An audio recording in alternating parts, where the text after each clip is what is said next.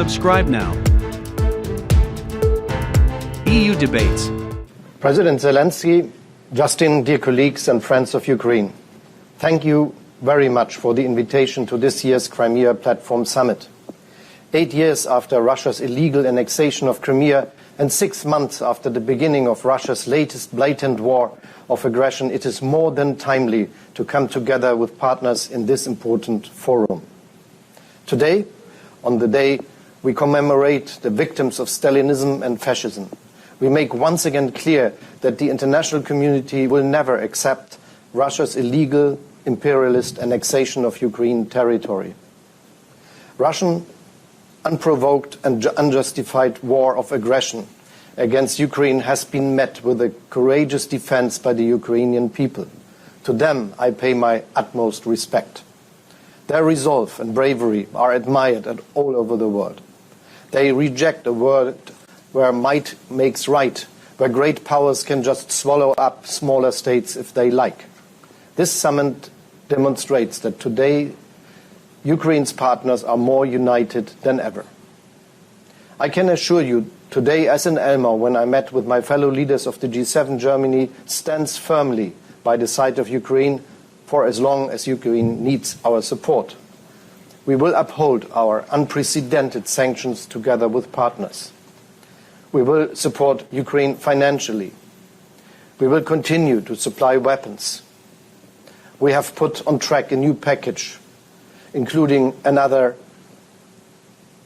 modern air defense systems, rocket launchers and tons of ammunition, anti-drone devices and armed recovery vehicles. Our hospitals will continue to treat wounded Ukrainians. Our borders, our schools and our labor market will remain open to all who must flee Russia's terror.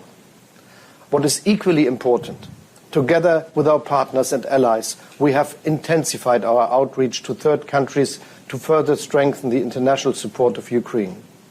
Under the German G7 presidency, Argentina, Senegal, South Africa, India and Indonesia were invited to the Elmau summit as partner countries and were closely involved in our discussions on the repercussions of the Russian war of aggression. Be it via G7, the EU, the United Nations or the Crimea platform, we will continue our international outreach and underline the global dimension of this conflict. We condemn Russia's attempts to forcefully integrate parts of Ukrainian territory. Our message is clear. Any sham referenda or other attempts to alter the status of parts of Ukraine territory will never be recognized, and that such steps preclude any negotiation approaches.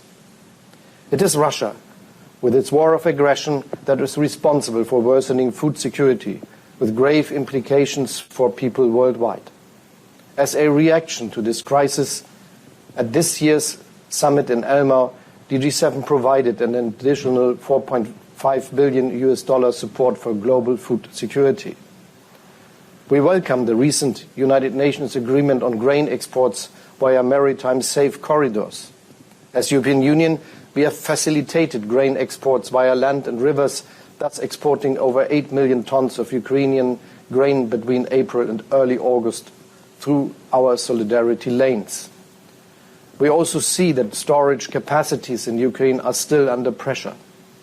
To address this, Canada, Germany and Japan are financing with over $60 million a new program of the Food and Agricultural Organization. This program will, in coordination with the Ukrainian government, support small and medium-sized farms with temporary and fixed storage solutions for grain and oil seeds. In addition, the international community also has to engage actively in the long-term reconstruction of Ukraine. Bearing in mind the size of the challenge, we need to accelerate the work that we started in Lugano.